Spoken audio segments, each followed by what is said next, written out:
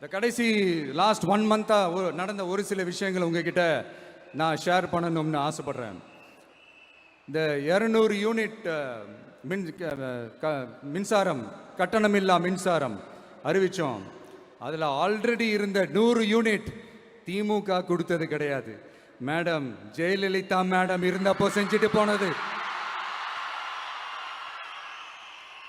Stalin sir பதவி போன அந்த கடுப்பில் அறிக்கையா விட்டு தள்ளிக்கிட்டு இருக்கிறாரு. என்ன பண்ணீங்க உங்களுடைய ஆட்சியில்? மக்கள் பணத்தை, டாஸ்மாக்ல இருந்து அடிச்ச அந்த பணத்தை, ஊழல் செஞ்ச அந்த ஃபைலை க்ளோஸ் பண்றதுக்கு அலையா அலைஞ்சிங்க. ஆனா இந்த விஜய் மக்களுக்கு தொந்தரவா இருக்கிற அதே டாஸ்மாக க்ளோஸ் பண்ணா. விவசாயிகளோட அந்த கடனை தள்ளுபடி மேக்சிமம் இந்த 1 மந்த்ல என்ன செய்ய முடியுமோ அதை செஞ்சான். நீங்க தான் அந்த நிதி சம்பந்தமா இருக்கிற எல்லா கேட்டையும் லாக் பண்ணி வச்சுட்டு போயிருக்கிறீங்க. அதை சரி செய்ய வேணாமா? அதை ஒழுங்குபடுத்த வேணாமா? அதனால மறுபடியும் சொல்றேன், இந்த விஜய் பொய் சொல்லி ஏமாத்துறதுக்காகலாம் அரசியலுக்கு வரல. உங்க கூடவே நிக்கிறதுக்காக மட்டும்தான் அரசியலுக்கு வந்திருக்கிறேன்.